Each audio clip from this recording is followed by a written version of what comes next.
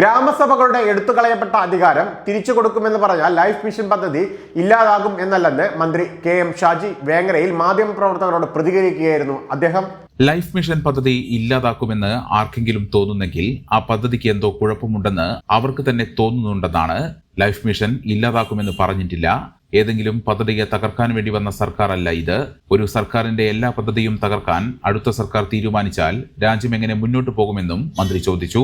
Life mission പദ്ധതി നേരത്തെ തന്നെ ഞങ്ങൾ പറഞ്ഞുകൊണ്ടിരിക്കുന്ന ഒരു കാര്യമുണ്ട്. അത് ലൈഫ് മിഷൻ പദ്ധതിയെ ബന്ധപ്പെട്ടല്ല. ഞങ്ങൾ പറഞ്ഞത് കേരളത്തിലെ ഗ്രാമസഭകളുടെ ഏകദേശം ഞാനിപ്പോൾ നിൽക്കുന്നത് ജില്ലാ പഞ്ചായത്ത് മെമ്പറുണ്ട്, ബ്ലോക്ക് പഞ്ചായത്ത് ചെയർമാന്മാരുണ്ട്, എല്ലാവരുടെയും മുമ്പിൽ വെച്ചിട്ടാണ്. എന്നുവെച്ചാൽ നിരവധി പഞ്ചായത്ത് മെമ്പർമാർ കേൾക്കുന്നുണ്ടാവും. പഞ്ചായത്തിലെ ഗ്രാമസഭകളാണ് യഥാർത്ഥത്തിൽ കേരളത്തിലെ ഗാന്ധിയൻ ഗ്രാമസ്വരാജിൻ്റെ ഒരു നല്ല പരിപ്രേക്ഷ്യം എന്ന് പറയുന്നത്. ആ ഗ്രാമസഭകളുടെ ഏകദേശം 10ഓളം അധികാരങ്ങൾ എടുത്തു കളയപ്പെട്ടു കഴിഞ്ഞ 10 വർഷമായിട്ട്.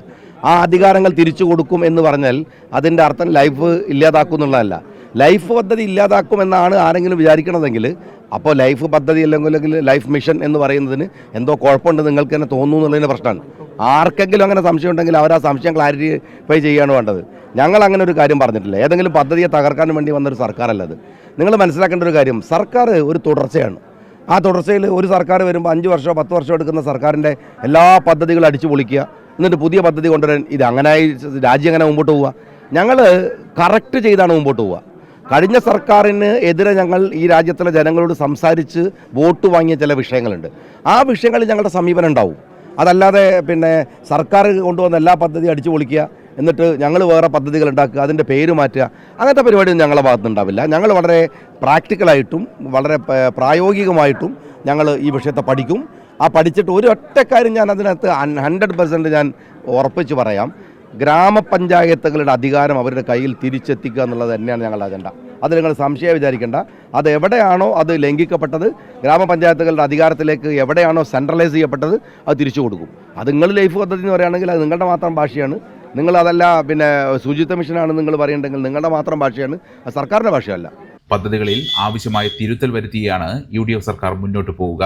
ഗ്രാമപഞ്ചായത്തുകളുടെ അധികാരം അവരിൽ തിരിച്ചെത്തിക്കുക എന്നതാണ് സർക്കാരിന്റെ അജണ്ട.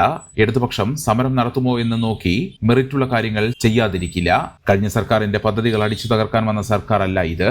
ഇത്ര വലിയ വിജയം നേടാൻ കാരണമായ രാഷ്ട്രീയമുണ്ട്.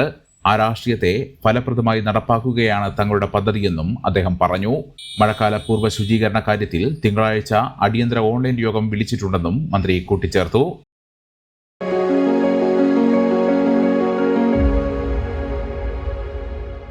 മെമ്പർമാരുടെ നിക്ഷേപങ്ങൾക്ക് ഉയർന്ന ലാഭവിഹിതം നൽകുന്ന കേന്ദ്ര സർക്കാർ സഹകരണ സ്ഥാപനം Bharat Lajna multi state housing cooperative society limited, Parappur road, Kottakkal. Phone 9946999976.